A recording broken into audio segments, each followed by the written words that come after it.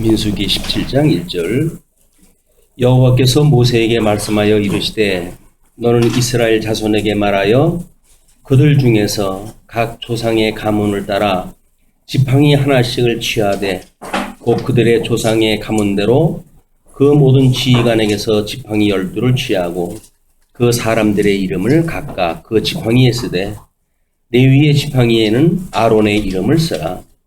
이는 그들의 조상의 가문의 각 수령이 지팡이 하나씩 있어야 할 것임이니라. 그 지팡이를 회막 안에서 내가 너희와 만나는 곳인 증거궤 앞에 두라. 오늘은 민수기 17장의 쌍난 지팡이의 표징에 대한 이야기입니다. 지금 반역을 통한 시험이에요. 바란 광야까지의 시험 가운데 이미 40년의 세월이 지나갔습니다. 이제 38년 그런 광야 생활을 통해서 세대 교체가 되어졌는데 세대 교체가 되어진 걸로 해서 문제가 끝나는 게 아닙니다. 여전히 광야에서 출생한 사람들은 여전히 세대 교체가 되어진 조상들의 고난에 참여가 되어지는 그런 그 일이 경험의 세계를 통해 가지고 섭리하시는 하나님의 섭리예요. 우리가 때로는 예수를 잘 믿는 가정이다 해가지고 3, 4대 복음이 전해져 오는 집안들도 있고 그렇습니다. 그런 집들이 마치 아주 평안한 가운데 신앙생활이 되어지는 것 같고 또 만사가 잘 계획한 대로 이루어지고 그래서 그래서 하나님이 기뻐하시는 뜻으로 이해를 갖다 하고 그래서 신앙생활을 나름대로 하는 경우가 더러 있어요. 근데 현상이 어떻게 잘 되는가에 대한 문제는 매우 경계해야 될 문제입니다. 오히려 우리 시편의 기자가 이야기하듯이 너무 평안하게 되면 사실은 하나님이 없다고 할 정도로 우리가 평안의 나락으로 떨어져요. 평안한데 하나님을 구할 필요가 있고 뭐가 있습니까? 근데 예수를 처음에 믿을 적에는 우리의 정말 그 생명의 구원주 예수 그리스도로 우리가 믿으려고 아마 우리의 모든 전력을 질주할지 모르죠. 그분을 만나고 나름대로 질서가 잡히고 가정의 경제 문제가 해결이 되어지거나 이렇게 되어진다고 한다면 우리 예수님을 잃어버리는 것에 시간 많이 걸리지는 않습니다. 우리 예수님을 잃어버리는 것은 잠깐 잊어버려요. 육신으로 우리가 뭔가 가지고 있는 이런 감각 세계에서 오는 예수 그리스도의 동행, 예수 그리스도와의 함께 사는 연합의 삶 이런 것들이 긴 시간이 걸리지는 않는 것 같아요. 문화도 마찬가지죠. 어떤 우리가 기독교 문화가 나름대로 뿌리 깊게 베껴져 있다고 생각이 들는지 모르겠지만 일반 문화가 들어와 가지고 허트는 데는 시간이 많이 걸리질 않아요. 잠깐 새에 우리는 무너지고 사단에 무릎을 꿇을 수밖에 없는 것이 이 나약한 인간이 가지고 있는 한계입니다. 하나님의 은혜로 붙들어 주시지 않으면 우리가 어떤 초심을 지킨다고 하는 것도 쉽지 않아요. 예수님을 믿고 그렇게 방황하던 우리들이 뭔가 신앙적인 안정에 이르렀고 그래가지고 나름대로 이제 신앙생활을 잘 하리라 다짐을 하죠. 그러나 그 초심을 지킨다고 하는 것이 우리들 능이나 힘으로 되어지는 게 아니에요. 하나님께서 우리를 시험케 하시려고 한다면 잠깐 새에 흐트러버리게 되고 그렇게 되어지게 되면 하나님 믿고 내가 언제 믿었나 싶을 정도로 우리 잊어버리고 사는 것이 우리 인간의 한계입니다. 그래서 이스라엘 백성들이 그렇게 38년 동안 시험을 당해왔고 그걸 통해 가지고 세대 교체가 되어졌음에도 불구하고 우리 16장에 이제 레위 지도자들의 반란 이제 하나님 앞에서 지도자들의 이런 나름대로의 시기라든지 이런 거는 교회를 무너뜨리는데 가장 효과적인 사단의 전략이거든요. 머리인데, 이게 모든 게, 뭐 지도 체계라고 하는 건 어쩔 수 없이 피라미드의 형식을 가질 수밖에 없습니다. 예수 그리스도가 정점에 물론 계시죠. 그러나 여기 지도자를 통해 가지고 끊임없이 어린 자로, 이 성장한 자로부터 우리 이 어린 신앙의 이 어린이까지 이르러서 확장되어지고 이렇게 되어지지만 통치의 어떤 그런 특성상 이 피라미드 형식을 구할 수밖에 없어요. 그래서 나름대로 뭐 이제 우리가 지도자들도 거기에서 몇 분의 또 이제 하위의 그 그룹을 만드는가 뭐 이런 걸로 해서 끊임없이 피라미드식으로 해가지고 이제 확장되어지기도 하고 뭐 이렇게 되어지는데 문화라고 하는 걸 통해 가지고는 사실은 이걸 공격을 하죠. 문화를 갖다 해가지고는 하나님의 말씀으로 성장되지 아니한 세속적인 거에 쉽게 말릴 수밖에 없는 이런 어떤 그룹에게는 문화라고 하는 전체적인 삶의 전방위 공격으로 이게 무너지게 됩니다. 그래도 나름대로 성장되어졌다, 뭐 지도자 그룹이다 라고 하는 사람들은 성경적으로 뭔가 성장되어져 있는 사람들이기 때문에 나름대로 어떤 신학의 체계라든지 또는 신지식이라든지 막 이런 걸로 해가지고 우리 이 선입견을 가지고 있는 게 있거든요.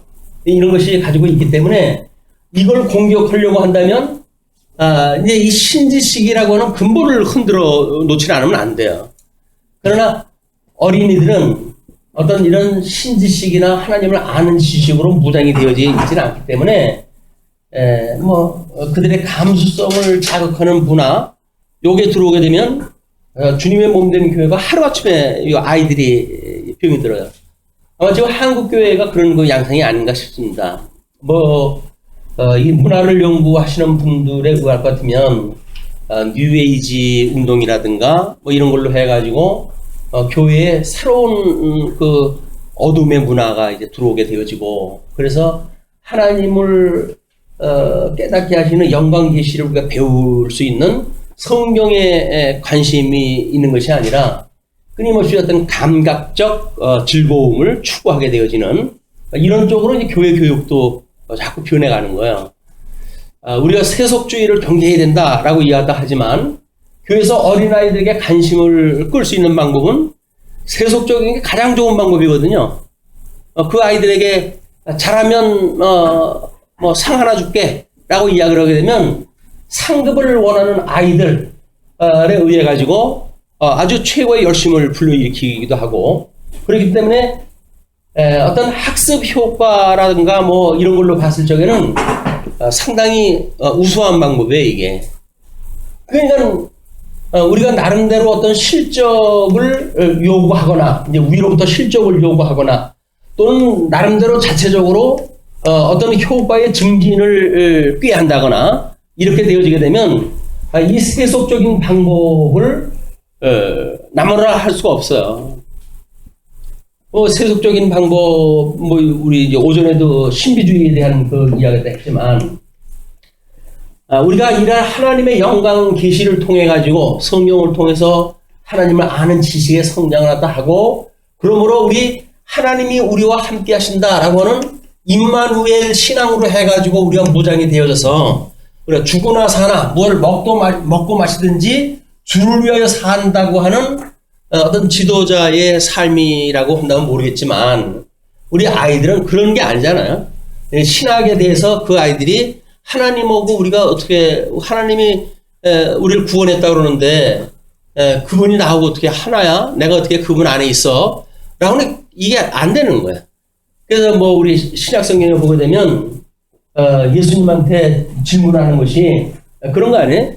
뭐 사도계파 사람들은 형제가 5이 있는데, 뭐, 죽게 되어지게 되면, 누구의 그럼 아내가 되어지고 남편이 누구의 그 남편은 누구 아내를 가지고 살게 되어지느냐라고는 어떤 육적인 개념을 가지고, 물어보잖아요, 예수님한테. 물론 예수님은 너희들이 오해하였구나. 천국이 너희들이 보는 것처럼 먹고 마시고 장가하고 시 가는 것이 아니다. 신령한 세계가 어떻다고 하는 걸 교육하다 하지만 육적인 감각을 가지고 신앙생활을 하는 사람들은 어쩔 수 없이 육적인 개념으로 이해할 수밖에 없거든요. 그러니까 신비주의적인 요소가 교회를 파고 들어오는 그런 이유가 신비적인 요소가 효과가 있거든요. 나름대로 교회 지도자가 나름대로 뭔가 하나님 앞에 제가 계시를 받고 그리고 말씀을 증거합니다 라고 하시는 분이 있다고 치면은요, 그 교회의 모든 성도님들은 그 목사님을 신비롭게 보겠죠. 신비롭게 보고 그분은 그 신비성을 강조하기 위해 가지고 때로는 축복 기도를 갖다 해주고, 근데 그 축복 기도가 이제 정말 어떤 효과가 나타났다. 그 축복 기도에 의해 가지고 사업이 벼랑간 불일듯이 일어난 불행한 사건이 일어났다. 불행한 사건일까요? 불행한 사건 맞습니다. 불이 났으니까 불행한 사건이죠. 근데 세상 사람들은 안 그래요. 그 사업이 벼랑간 변창을 갖다 하게 되면 야, 이거 약발이 있구나 이렇게 생각이 드는 거예요. 그리고 그 목사님을 추앙하기 시작을 하고 그것이 나름대로 어떤 성기능적으로 이게 돌아가는 것이 아니라 악기능적으로 돌아가는 거예요. 그런 일들이 확산되어지고, 그렇게 되면 11조를 내가지고 돈을 벌었다 그러는데 11조 안 내겠습니까? 사업이 안 되면 안 되는 사람일수록 더욱 11조 열심히 하죠. 왜? 내면 잘 된다고 그러니까. 그리고 옆에 봤거든요. 아무개 장로님 11조 잘해가지고 뭐 사업이 성공했고 뭐 어떤 그 권사님은 뭐 병 고치는 그런 은혜를 입었고 이런 것도 전부 깨닫게 되어지기 때문에 안 할 수가 없는 거야. 이게 신비적인 효과가 나타나기 시작했다 하는 겁니다. 근데 교회가 성경이라고 하는 것이 우리 오전에도 공부를 했다 했지만 인문학적인 방법으로 이것이 해석이 안 되잖아요. 뭔가 성령의 감동을 입어야 역사적인 배경을 우리가 해석을 하고 이해를 하고 있어야 나름대로 성경이 이해가 되어진다는 거예요. 그래서 이제 뭐 과거에 그 목사님이 성경 강론에 대한 그 이론과 실제라고 하는 조그만 소책자를 갖다 내셨는데, 구약 성경을 통해 가지고 신약 성경을 갖다 이걸 해석을 갖다 해야 돼요. 이걸 통해 가지고 이게 해석이 돼야 되는 거거든요. 구약 성경은 이 신약 성경을 통해 가지고 구약 성경이 해석이 돼야 되는 거예요. 상호 변증이 되어질 수 있는 일이기 때문에 이게 이론 그 부분과 그 다음에 실제라고 하는 어떤 그 이루어진 실체에 대한 문제, 이것이 어떤 구약 성경의 이론 체계대로 이 땅에 역사적으로 예수님이 오심으로 이루어진 거 아닙니까? 그렇게 되면 정말 구약적인 걸 들어가지고 신약을 설명을 하고 신약을 통해서 구약을 설명하다 해야 되는데, 근데 신약도 이해하기 어려운데 구약까지 끌어다 대가지고 이걸 설명하다 하냐. 너무 골치 아프다. 뭐 이렇게 이해가 되어지는 거예요. 우리는 왜 이론의 어떤 반복적인 실험 결과가 나올 수 있는 것, 이걸 우리가 나름대로 해가지고 일반 학문에서는 이걸 진리라고 이렇게 이야기합니다. 진리라고 하는 거는 이론 체계가 있어야 돼요.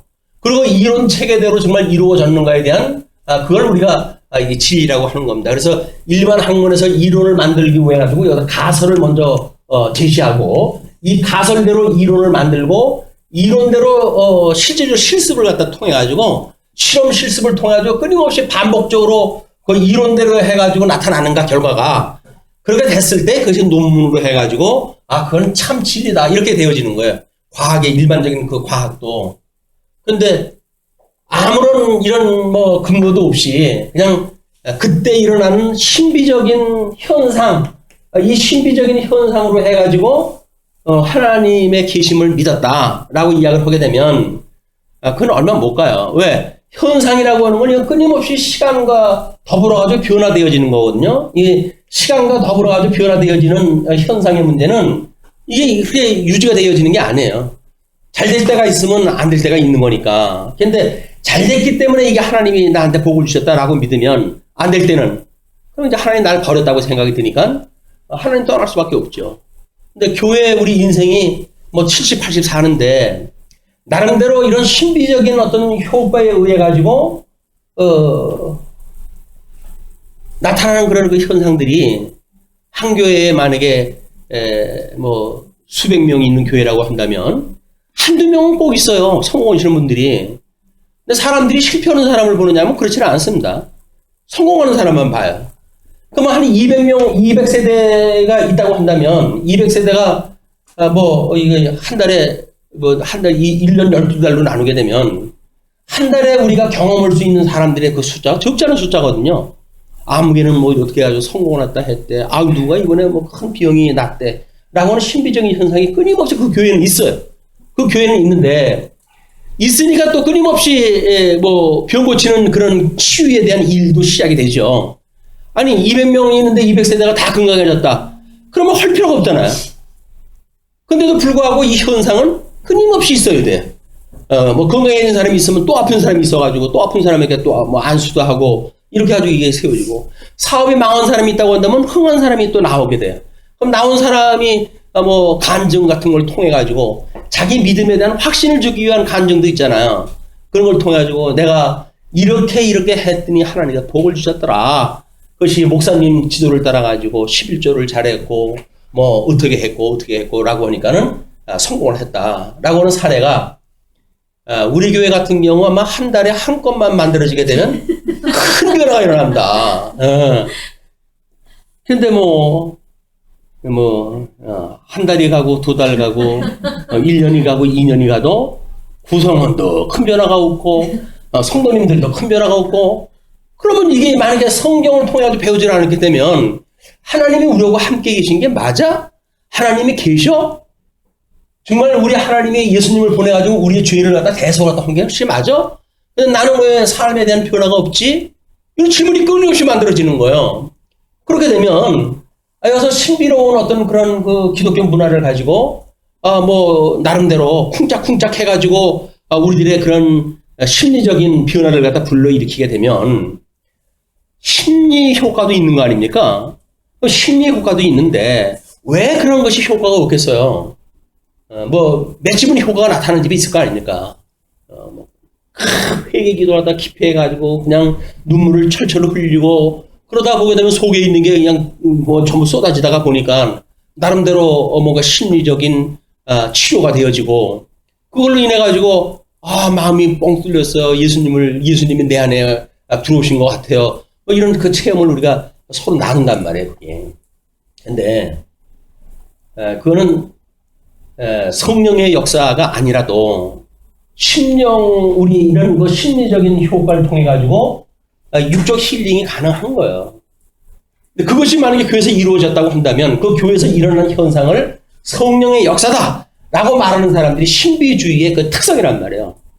그걸 우리가 간파를 하지 못하게 되면 오늘 하루아침에 빨리 들어가게 된다.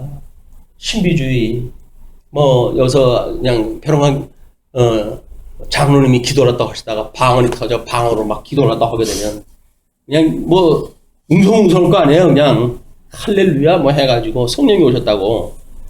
그래가지고 멀쩡하던 교회가 이제 이상해지고 그러는 거예요.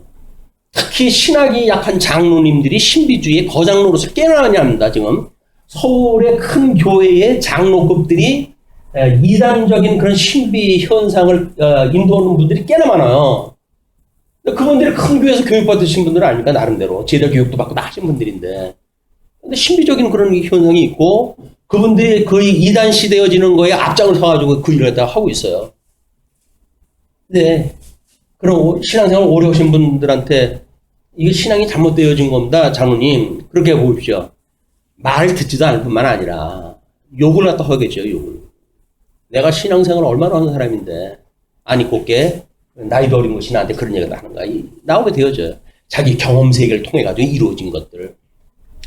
하나님에 대한 어떤 성경에 의해 가지고 하나님의 영광을 계시했던 성경에 의해 가지고 우리가 확인되지 않은 현상들은 매우 위험한 거예요.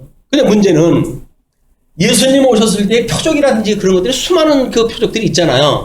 그렇게 되면 아니 무슨 소리는 성경이 있는 걸 갖다 했는데 라고 해가지고 요즘 이제 소위 유행하는 것이 우리 신사도 운동이라고 이렇게 하는 거예요. 신사도 운동. 예수님 계셨을 때 사도처럼 지금도 그럴 수 있다는 거예요.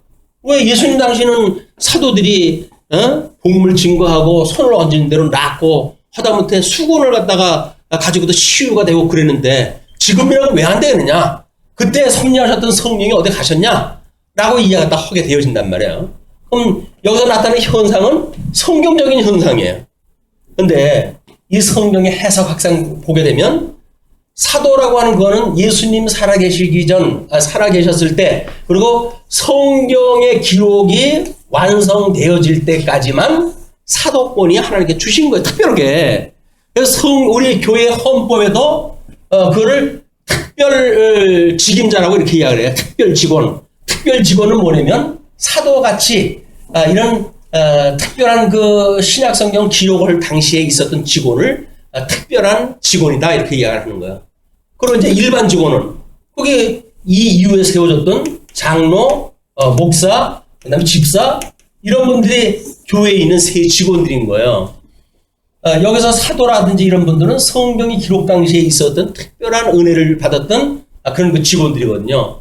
근데 교회사적으로 또는 헌법적으로 성경 해석학적으로 수많은 과정을 통해 가지고 우리가 이런 것이 확인되어지고 있는 거란 말이에요. 그런데 그런 걸 구체적으로 집중적으로 조직적으로 컴퓨터도 하지 않고 나타나는 현상에 의해서만 본다고 한다면 뭐 이때 있던 뭐 기적 같은 일들이 이때라고 일어나는 게 뭐가 이상하냐 이렇게 이야기할 거 아닙니까? 근데 이상한 일이라고는 현상의 문제가 아니에요. 이거는 누가 주관을 갖다 하고 성경을 기록하신 목적이 무엇이고 이건 철저하게 하나님의 영광 계시라고 얘기했잖아요. 하나님의 영광 계시다.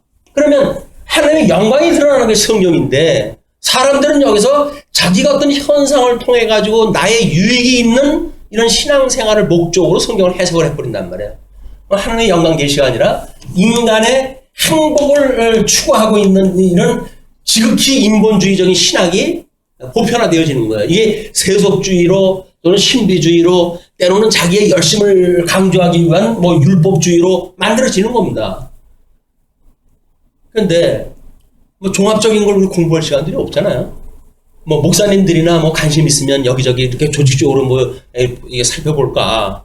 목사님들도 교회 이거 목회하기 힘든데 빨리 뭐가 좀 이게 교회가 붐이 됐으면 좋겠지. 끼니를 갖다 자기가 읽기가 어려운데 무슨 여유를 가지고 무슨 성경 연구예요. 신발이 닳도록 뭐 어떻게 전도지를 돌려야 이게 뭐 좀 성도가 늘어날 것 같다. 노심초사하고 요즘 같이는 점점 성도가 줄어드는 시대에는 문제가 심각합니다. 그 사람들은 신학교의 목회자가 너무 많이 배출된다라고 하기 때문에 교회 문화가 무너진다 이렇게 이야기를 하는데 아니 지도자 양성이 많이 되어지면 좋은 거 아닌가요? 그런데 왜 그게 문제가 될까요? 문제는 그 사람들이 지도자 노릇을 갖다 하려고 그러는 것이 아니라 이쪽에 먹고 사는 문제로 해가지고 그걸 도구화 되어지니까 이제 그런 문제가 만들어지는 거야. 요즘은 뭐 그걸 좀 흡수하고 해결하기 위한 협동목회라고 하는 것이 상당히 많아지고 있다고 그렇게 이야기한다. 한 교회 목사 몇 분이 나눠가지고 이제 일도 하고 이렇게 해가지고 전문 분야대로 연구를 다 하고 하기도 하고 이렇게 되어진다는데 우리 아담 당시로부터 시작되어진 거죠 이게. 아담 때로부터 지시되어진 게 뭡니까? 하나님과 같이 되려고 싶은 마음이 그런 미혹을 받았을 때 우리가 먹지 말라고 했던 그 과일이 먹음직스럽게 보이는 거예요. 그리고 그것이 탐스럽게 보여요.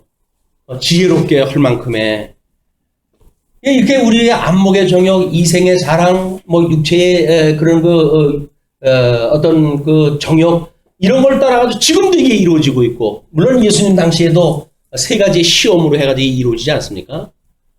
뭐 돌멩이를 가지고 떡을 만들어 먹으란다든지 또는 성전은 하나님의 이름을 두신 곳인데 거기서 뛰어내려봐라. 라고 성전의 기능을 철저하게 예수님이 어떤 그 공명심을 이루는 그런 방법으로 하게 시킨다든가 또는 천하를 보여주고 나에게 절을 갖다 하게 되면 천하를 다 주겠다든지 이런 그 일들이 이 세상의 거란 말이에요. 세속적인 거.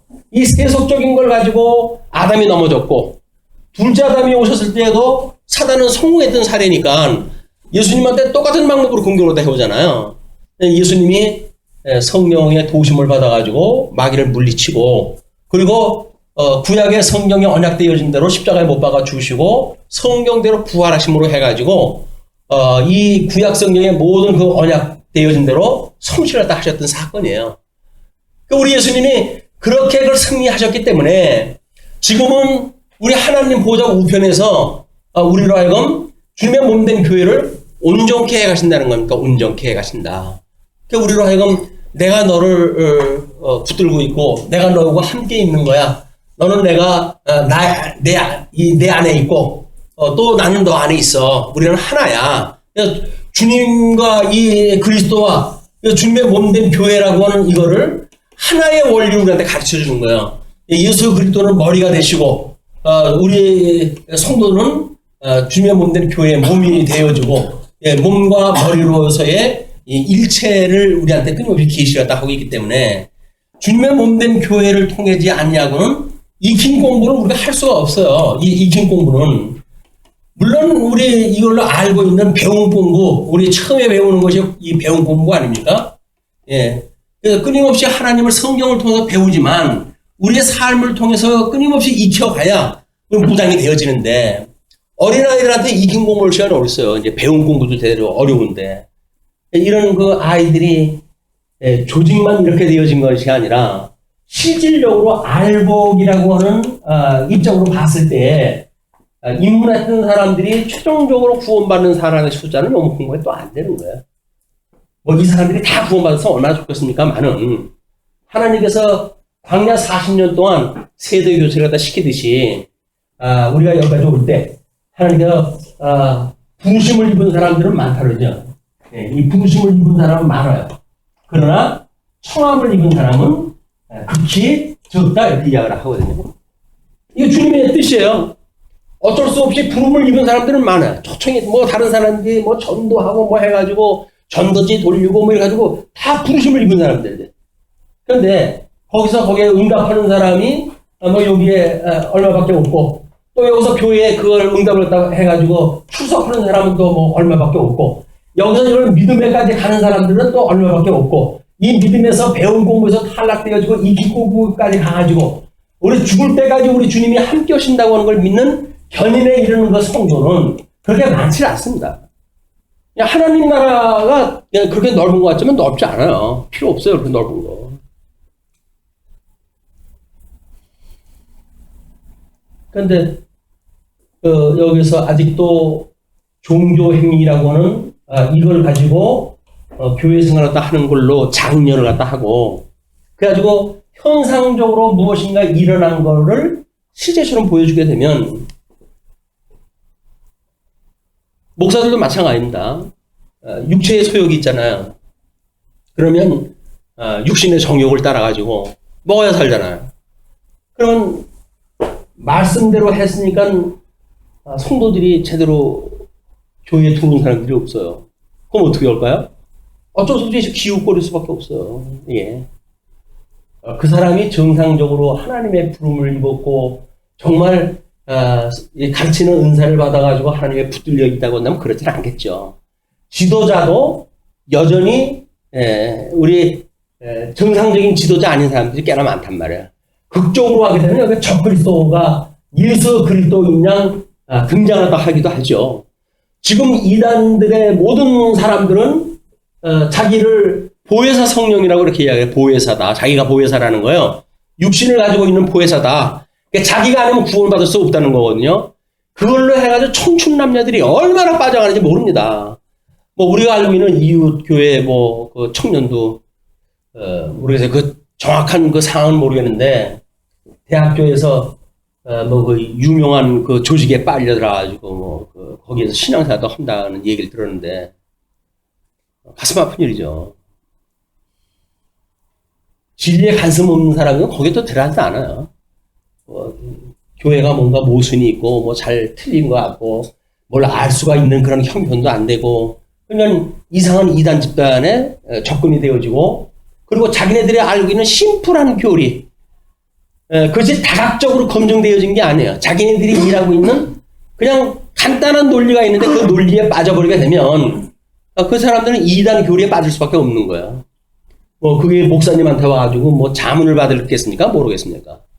그냥 단순한 머리를 가지고 단순한 이론에 빠져서 그리고 이단으로 빠지는 사람들이 한둘이 아니다. 이것이 광야 교회에서 일어나고 있는 현상이에요. 지금 주님 몸된 교회에 있는 현상이다. 지금 여호와께서 명령하시는 내용들이 그겁니다. 이스라엘 자손에게 명해가지고 각 조상의 가문을 따라가지고 지팡이 하나씩을 취하도록 해라. 지금 이게 12지파가 우리 야곱의 아들들이 12아들이니까 이 야곱의 아들이 12지파를 해가지고 만들어졌는데 이 중에 하나들이 이제 레위지파란 말이에요. 이 레위지파. 근데 지도자들이 뭐 레위만 그러라고 하는 법이 어딨냐 뭐 이러고 대며드는 거죠. 법이 왜 없겠어요. 다 하나님의 명령하다 하셨던 거죠. 그러나 그걸 딱히 꼬집어가지고 어딨냐 뭐 이렇게 이야기를 하거나 질문을 하거나 라는 걸로 이야기를 하게 되면 얼마든지 검증이 되겠죠. 그러나 이게 적그리스도 사단에게 미혹되어질 때는 그런 의심을 갖지도 않아요. 불만 불평이 만들어지고 시기심이 작동을 하고 이렇게 자연스럽게 갈등 구조가 만들어지는 겁니다. 이거를 지금 유감스럽게도 이제 공격을 할 때 해오는 사건이 만들어졌고 지도자 간의 갈등이 만들어졌고 그랬을 때 이제 하나님께서 처방이에요. 레위의 지팡이에는 아론의 이름을 써라. 이는 그들의 조상의 가문의 각 수령이 지팡이 하나씩 있어야 할 것입니다. 그래서 하나님께서 12지파가 다 하나님 앞에 장자가 죽어야 될 거 아닙니까? 애굽에서 나올 때 모든 장자를 죽였기 때문에 이 장자를 마땅히 죽여야 되겠지만 하나님께서 레위지파를 대신으로 해가지고 이 지파의 대신 대속의 그런 의미를 부여했고 이들을 하나님의 아들로 하나님께 삼으신 거예요. 대속의 은혜라고 하는 막중한 그런 의미가 레위지파에 있었는데 어떤 기능상, 직책상 봤을 때 왜 너희들만 하나님 앞에서 중지라도 한다고 그러냐 그 얘기죠. 우리도 똑같이 하나님에게 부름을 받았던 언약 자손인데 이런 그 문제가 나오는 거거든요. 이거는 출애굽을 했을 때로부터 의미를 모르고 있는 그냥 그 시대에 살고 있는 현상에 따라 가지고 그 사람들이 판단을 갖다 내린 거예요. 그래서 그 불만이 그대로 일어났고 뭐 거기 또 동조하는 사람들이 일어났고 그래가지고 결국 하나님 앞에 책망을 받는 일들인데 그래서 그 지팡이를 회막 안에서 내가 너희와 만나는 것은 증거궤 앞에 두라. 너희에게 만나는 곳 증거궤 하나님의 이름을 두신 거란 말이에요. 이렇게 언약대로 내가 너희를 불러내가지고 너희를 하나님 나라를 이루어 살게 할 거야 라고 하는 언약이 되어져 있는 그곳에 두라 이렇게 이야기를 하죠. 그래서 히브리서 기자는 법궤 앞에 밖에 안에 있는 것이 세 가지라고 이야기를 합니다. 그래서 하나는 지금 이게 지팡이 사건이 있고 또는 율법을 받았을 때 돌판이 있고 그 다음에 끊임없이 만나를 먹고 살아왔으니까 만나 단지가 있고 이래가지고 이 세 가지가 법궤 안에 들었다고 그렇게 이야기하다 하거든요. 근데 이거는 끊임없이 하나님이 어떠한 분인가를 보여주기 위한 또 하나의 성전, 성막에 있는 어떤 그 기구, 그것만 가지고 설명될 수 없는 또 다른 부분에 이걸 갖다 넣은 거야. 그래서 계명이라고 하는 것과 또는 뭐 만나라고 하나님의 말씀이라고 하는 것과 그 다음에 부활이라고 하는 이런 개념을 첨부시켜가지고 하나님께서 백성들에게 증거가 안에 둠으로 해가지고 이걸 조상들의 경험 이걸 공유할 수 있도록 하는 게 섭리하다 하시는 거예요. 우리 교회에 나름대로 이제 우리가 교회 연조가 높아진다는 이야기는 나름대로 이 어떤 독창적인 교회 문화, 이 교회 문화는 세속적인 문화를 이기는 문화겠죠. 이런 그 교회 문화가 대로 공감대를 형성을 하고 그걸 공감하는 사람들이 점점 많아지는 것이 교회 문화로 자리를 갖게 되어지는 겁니다. 끊임없이 세속적인 문화가 공격을 해와야 돼요. 공격을 해와야 걸러진 문화로 이게 만들어집니다.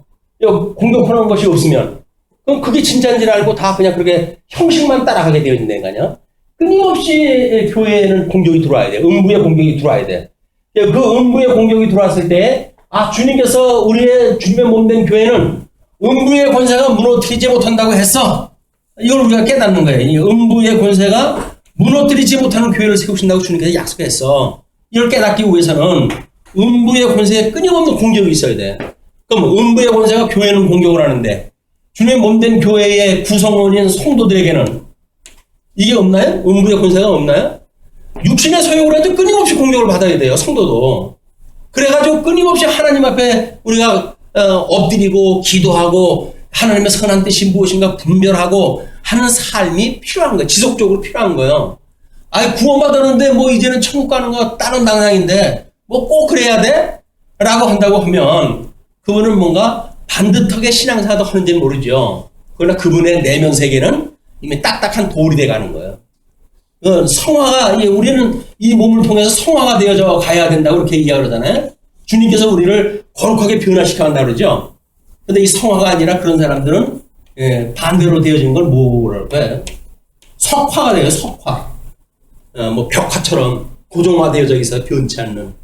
얼마나 고집이 센지 몰라 이 사람들은. 왜? 딱딱한 돌이 되는데 뭐 나는 돌이에요. 누가 뭐라 그래도 변치도 않아요. 움직이지도 않아요. 꿈쩍도 안 해요. 그래서 저 사람은 대단한 믿음을 가지고 있는 것 같아. 근데 생명이 없어요. 안타깝게도. 이 아이러니를 우리가 깨어있지 않으면 분별할 수 없는 것이 교회 문화의 일반적인 문화입니다.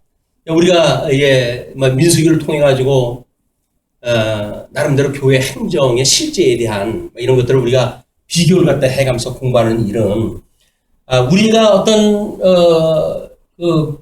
공동 의회로가 나와져 있는 간단한 것만 교육보다 더 실제적인 거예요. 왜? 이 사람들이 광야 생활을 하는 내내 있었던 시험에 대한 걸 우리가 확인한다 하는 거니까 주님의 몸된 교회를 주님께서는 사랑하시기 때문에 이런 방식으로 해가지고 진리를 구별하시고 이 진리에 대한 내용은 끊임없이 진리가 구별되어지는 거예요. 참과 거짓이 구별되어져야 되는 겁니다. 말씀이 우리가 선포되어질 적에도 정말 진짜가 맞아? 거짓 아니야? 이거 아니면 요즘 가짜 뉴스 때문에 난리 아니네. 뭐 가짜 뉴스 그것도 또 뭐 분별 안 하고 무슨 공당이 뭐 해가지고 발표를 했다 망신당하고 이런 그래요. 가짜 뉴스. 뭐 우리 교회 문화에서도 이제 그런 게 나와요. 삐익 3시 30분입니다.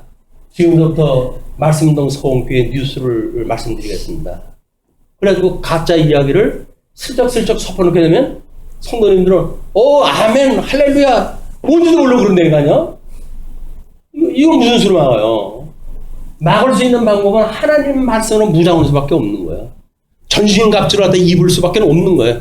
전신갑주로 무장을 갖다 해서 우리가 선한 싸움을 끊임없이 해갈 수 있는 어떤 전투력을 강화시키는 일밖에 없다. 그러니까 전투력은 시험이 없이 전투력이 강화될 수가 없잖아요. 그러니까 하나님께서는 그 전투 훈련을 시키는 거예요, 우리한테. 가짜를 집어넣고, 이 음불의 권세를 집어넣고 해가지고 가짜와 싸우는 훈련을 갖다 끊임없이 시켜가지고, 이제 우리 하나님 나라 마지막 날 우리가 들어갈 때, 그때야말로 그 놀라운 천사장의 나팔 소리와 함께 우리가 하나님 나라에 입성을 갖다 하게 되어진다. 이걸 이제 보여주는 장면인데, 이제 그 6절서부터, 보시게 되면 모세가 이스라엘 자손에게 말하며 그들의 지휘관들이 각 지팡이대로 지팡이 하나씩을 그에게 주었으니 그 지팡이가 모두 12이라. 그 중에 아론의 지팡이가 있었더라. 그냥 레위 지파까지 해가지고 12개의 지팡이가 전부 이제 소집이 되어진 거예요. 수집이 되어졌고, 모세가 그 지팡이들을 증거의 장막 안 여호와 앞에 두었더라. 이 법궤 앞에는 아무나 못 들어가니까, 이거는 특별히 이제 모세가 거기다 갖다 두게 되어진 겁니다. 그리고 8절로부터의 11절까지 싹이 난 아론의 살구나무 지팡이가 소개가 되어집니다.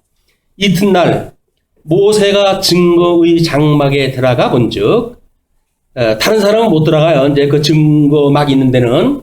그렇기 때문에 모세가 이제 들어가서 본즉 레위 집을 위하여 낸 아론의 지팡이에 움이 돋고 순이 나고 꽃이 피어서 살구 열매가 열렸더라. 살구나무 열매가 열렸다고 하는 그 이야기는 지금 그 아론의 지팡이에서 난 현상인데, 이 현상이에요. 이 현상 중에 지금 살구나무에 그 열매가 맺었다는 거 아닙니까? 근데 우리는 이 살구나무 열매에 관심이 가죠. 그러니까 저 퀴즈를 낼 적에도 아론의 쌍난 지팡이는 나무의 이름이 뭘까요? 라고 해가지고 질문을 내고 그래. 살구나무라고 뭐 이렇게 구체적으로 우리가 공부하는 거 쌍난 지팡이 그냥 이렇게 하고 지나갔는데 우리가 퀴즈에 나오니까 살구나까지 이걸 기억을 갖다 해놔야 돼. 우리 현상에 이제 이걸 해가지고 살구나무였대 그때. 그래? 요즘 너무 이제 봄철이 되면서 뭐 살구꽃인지 뭔지는 모르겠어. 뭐 아주 그냥 뭐 많은 꽃이 지금 만발하다 하고 봄을 장식하고 그러는데 우리들의 신앙도 예수 그리스도로 말미암아 거듭나고 중생한 이런 칭의의 열매를 갖다 주셨잖아요. 그 부활의 열매, 첫 열매, 예수 그리스도가 우리의 부활의 첫 열매가 되셔서 그분이 우리를 위해서 돌아가셨을 뿐만 아니라 부활하셨다고 하는 사실을 믿게 하신단 말이에요. 그 믿는 사람들이 이 살구 열매를 맺게 되어진 레위 지파, 아론의 지팡이에서 이 쌍난 지팡이의 지파에 속해져 있는 사람들이에요. 우리가 그 은혜를 갖다 입고 있는 사람들이라고요. 예수님을 인해 가지고 죽었는데 그 지팡이가 그 사막에서 얼마나 짚고 다녔겠어요. 38년 동안 자기 출애굽을 갖다 했을 때 1세대 아버지가 쓰던 거, 2세대 그 아들이 또 이제 짚고 다닐 거거든요. 그러다 보면 얼마나 그 야무러지게끔 말랐겠습니까? 단단해가지고 돌같이 되었을 거려. 거기서 살구나무 열매가 맺었대요.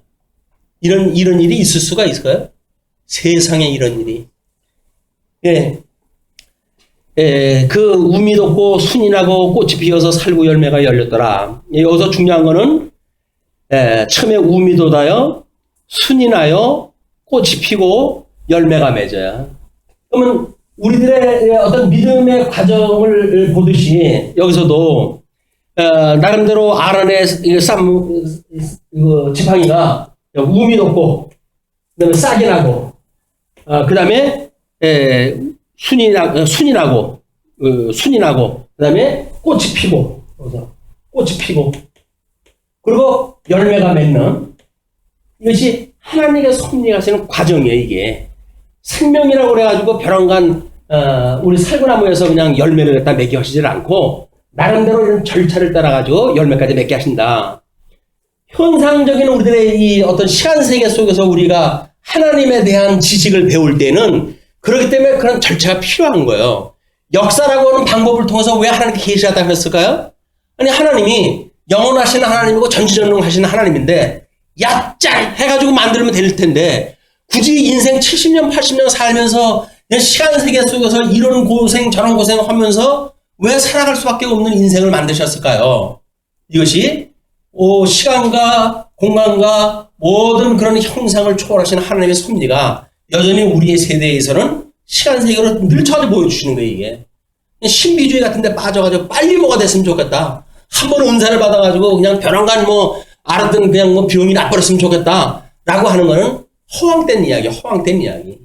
말씀을 듣게 되어지게 되면 우리가 심령의 안식을 얻게 되어지고 심령의 안식을 얻게 되어지게 되면 우리들의 건강을 어떤 저해줬던 스트레스 요소가 없어질 거 아닙니까? 그래서 그 스트레스로 말미암은 질병이라고 한다면 심령의 안식이 없게 되면 자연히 없어지는 거 아니겠어요?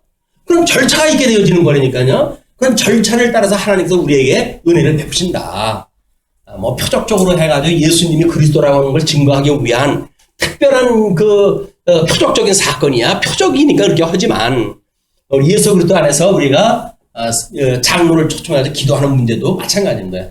이렇게 선한 그런 기도, 하나님의 선한 뜻을 위하여 기도한다 했을 때 점차적인 우리에게 치료가 만들어지고 성화가 되어지고 이런 과정이 있게 되어진다. 자, 이렇게 해서 모세가 그 지팡이 전부를 여호와 앞에서 이스라엘 모든 자손에게로 가져오매 그들이 보고 각각 자기 지팡이를 집어들었더라. 안 들을 수도 없고 들을 수도 없고 그랬을 것 같아요. 들자니 하나밖에 없고 그렇다고 12명이 손짝손 내어 집을 수 있는 것도 아니잖아요. 전부 이름 써놨는데 레위 것이 누구나 봐도 뻔한 거니까는 나머지 거는 자기 거는 그런 게 없으니까 이거 참 집단이 그렇고 그래도 11명이나 있으니까 같이 나 하나인가 11명이나 있는데 그런 걸로 우리는 위로를 받죠. 대중화되어져 있는 범죄 행위. 그걸 우리가 나름대로 이제 사회 현상적으로 해가지고 설명도 하고 그러지만 그래서 위에 범죄의 특별한 이런 어떤 문화의 이 공격이라고 하는 그것도 보편성을 가장한 것들이에요. 너나 할 것 없이 그렇게 살아가는데 뭐 나만 뭐 그런가라고 하는 걸로 해가지고 위로가 스스로 되어지는 거예요. 그런데 우리는 친구 따라 강남 간다는 게 이게 적용이 안 돼요. 여전히 하나님 앞에서 1대1의 삶이거든요. 하나님 앞에서 너는 어떻게 사는가에 대한 문제지. 아유 뭐 옆에 뭐 김치 싸도 그러고 사는데 뭐 나는 뭐 좀 그러면 안 돼. 뭐 이렇게 해가지고 위로가 돼요. 서로 격려를 갖다 하고. 너도 그랬어? 나도 그래. 아야 그럼 됐어. 아니 주님이 용서한다고 주님이 해야 될 문제인데 지네들끼리 서로 주거리 받거니 하면서 괜찮아. 그럼 하나님께서 용서해 주실 거야.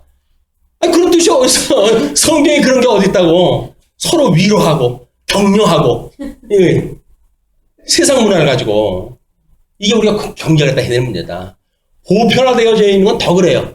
많은 사람들이 거기에 공감을 하고 있기 때문에 쉽게 아니오라고 말하기가 힘듭니다. 그런데 주님께서 그러잖아요. 예 아니요. 그래서 지나가는 것은 정말 악에서 나는 것이다. 하나님의 그 진리를 삶은 얘는 얘고 아닌 건 아닌 거지. 뭐 대충 그 사람 눈치 봐가지고 얘일 수도 있고 아닐 수도 있죠. 뭐 이렇게 하는 거는 이게 옳은 그 답이 아니에요. 끊임없이 우리 하나님 앞에서 예 아니오를 분명할 수 있는 하나님의 뜻을 분별하는 훈련을 이런 엄청난 공격을 드리고 이건 하나님께서 수많은 이거를 우리가 교육을 시키기 위한 하나님의 섭리의 거를 화폐 가치로 따지게 되면 무한 이게 재물이 들어가는 겁니다. 이게 누구를 위해서? 우리를 위해 가지고 하나님께서 엄청난 투자를 갖다 불어넣는 거예요. 여기다가 사단 권세를 갖다 불어넣고 뭐 모든 이 만들어놓은 세상을 저주를 갖다 해가지고 그래가지고 우리를 교육을 시키니까 우리의 교육은 특별한 교육이에요. 하나님께서 주시는 그 특별한 교육. 그런데 나만 미워한다고 생각이 드신다고 한다면 생각을 바꾸시기 바랍니다. 나만 미워하는 것이 아니라 주님께서 나만 사랑하시기 때문에 그러는 거예요.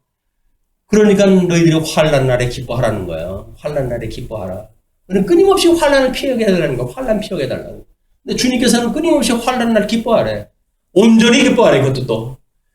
그리고 환난 날에 너희들에게 이렇게 하시는 일은 하나님을 찬양케 하시기 위한 것이다. 왜? 음부의 권세가 무너뜨리지 못하는 걸 확인하게 하잖아요. 손에 잡히게 하잖아요. 이런 감각적으로 느껴지는 것이 아니라 우리의 전 인격적 신앙생활이 우리가 어떤 자리를 갖다 찾게 됨으로 해가지고 음부의 권세가 나를 무너뜨리지 못하는구나. 주님이 나하고 함께 있는 거 맞네. 성령이 오시면 권능을 주신다고 그러더니 그 권능이 나한테 임하고 있는 거로구나. 라고 해서 세상 많은 사람들이 쏠려간데도 불구하고 몇몇 살아있는 사람들은 그 세월에 엄청난 힘을 거슬려가 사는 거예요. 그 물길을 거슬러가지고 생명 있는 고깃대는 올라가고 뭐 물결 따라 흘러가는 수많은 그런 그 죽은 파편들이 있는 가운데 생명이 있는 사람들이 그런 걸 거슬려 산다. 우리도 마찬가지로 세상 문화를 거슬려 사는 겁니다. 세상 문화에 적당히 동승하는 게 아니에요. 우리는 거슬리는 거야. 끊임없이 싫어, 안 해! 라고 하는 것이 우리한테 필요하거든요. 그럴까? 그래 볼까? 이런 것이 아니라 하나님의 말씀이 깨닫게 되어지게 되면 우리는 열날이 뭐 어떤 그런 뭐 예쁜 미혹이 온다고 하더라도 싫어, 난 안 할 거야. 이런 이런 과감한 우리들의 결단력이 필요하다. 근데 여호와께서 모세에게 이르시되 아론의 지팡이는 증거케 앞으로 도로 가져다가 거기 간직하여 반역한 자에 대한 표징이 되게 하여. 그래서 반역하는 사람들이 끊임없이 대를 이어서 이 공동체의 구성원들이 볼 수 있는 그런 표징이 되게 해가지고 그들로 내게 대한 원망을 그치고 죽지 않게 할지니라. 그런 뒤에 12절로부터 13절 회중들이 공포에 떱니다. 이스라엘 자손이 모세에게 말하여 이르되 보소서 우리는 죽게 되었나이다. 망하게 되었나이다. 다 망하게 되었나이다. 가까이 나아가는 자 곧 여호와의 성막에 가까이 나가는 자마다 다 죽사오니 우리가 다 망하여야 하리이다. 이제 고민이 생긴 거예요. 이렇게 돼가지고 그랬다고 한다면 이 11지파는 전부 이거 사쿠라라는 얘기 아니냐. 살구나무라고 그래요. 사쿠라인 줄 알았더니 사쿠라 나무인 줄 알았더니 얘만 살구나무고 우리는 사쿠라구나 이거.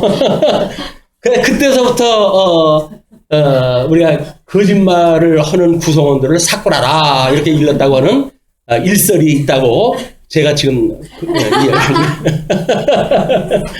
사쿠라인지 우리 잘 분별할때 저 사람 사쿠라야 사쿠라무야 이거 구별할때 돼.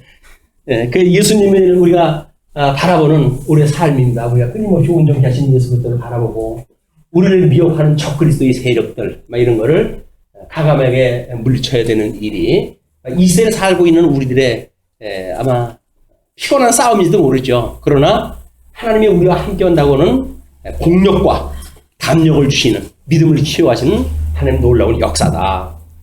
우리 메타 성경신학 카페에다가 이단에 대한 그 교서는 끊임없이 소개를 했다 하고 있어요. 이제 해가지고 분별하는 방법, 다른 사람들 어떻게 대처하는지 이런 걸 이야기하는데 뭐 우리 교회 안 오니까 뭐 우리는 그런 거 할 거 뭐가 있어 이렇게 생각도 하시는데 우리 교회 왔다가 하신 분들은 몇 대잖아요.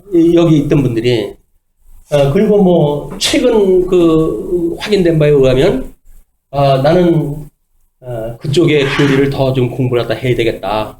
너희 교회 안 나간다. 뭐 이렇게 이야기를 하고 사양을 하신 분이 있다고 이야기하는데 여기 들어와서 못 듣죠.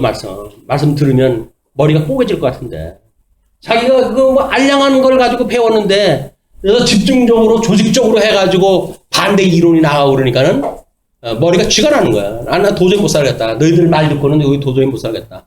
심령의 평화는 그냥 내가 몸살 나겠다. 그래서 교회를 떠나는 거예요. 떠나기 전엔 뭐 발악도 하죠. 뭐 옆에 사람들을 뭐 접근했다 해가지고 뭐 속닥속닥 대고. 근데 이 사람들은 우리는 석화되어진 사람들이 아니거든요. 근데 움직이지 않는 거예요, 이 사람들이. 아무리 뭐라도 드른동만동. 그러니까 재미가 없으니까 그냥 나가버리더라고요. 남녀 짝으로 지어가지고 왔다 나가버리고.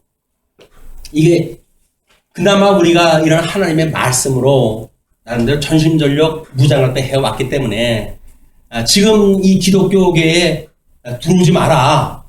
우리는 너희들 들어오게 되면 고발한다. 뭐 이런 걸 대문 앞에 써놓고 있다니까요. 그래서 들어오면 무조건 오고 이제 뭐 잘 받지도 않아요. 그래가지고 잘 검사 조사를 다 해보고 내쫓고 이제 이런 사건이 만들어지는데 우리는 좀 와서 좀 들어줬으면 좋겠어요. 와서 좀 듣고 그리고 회개가지고 돌아온다고 한다면 얼마나 이 다행스러운 일입니까? 근데 지네들이 목적이 있는데 여기 못 들어와도 그걸 듣겠어요. 모르고 들어왔다가 에쿠멘이라고 나가기나 하지. 그러니까 우리 하나님의 말씀으로 공부할 만한 이유 너무나 충분한 겁니다. 그리고 열일제 켜놓고 우리가 이 공부할 이유가 있는 거예요. 우리 신앙생활 할 때 너무나 필요한 기본 지식이다. 하나님을 아는 지식. 이 지식으로 인해 가지고 우리는 세계를 읽어낼 수 있는 힘이 만들어지고 해석할 수 있는 능력이 만들어지고 우리의 삶도 여전히 하나님의 선한 뜻을 분별할 수 있는 성도의 영적 예배가 가능한 기초가 되어진다. 우리한테 주시는 시험은 즐겁게 받을 수 있는 훈련이 되어졌으면 좋겠어요. 오라! 남풍아 불어라 북풍아 일어나라. 이스라엘 백성들한테 주어졌던 그 운명이에요. 그 아시리아 지역, 거기 애굽 지역, 끊임없이 전쟁이 일어나가지고 고래 싸움에 새우등 트듯이 그래가지고 그래도 불구하고 거기서 나오는 신앙 고백이 북풍아 일어나라, 남풍아 와라. 그 이야기예요. 왜? 하나님께서 우리를 지키고 있으니까.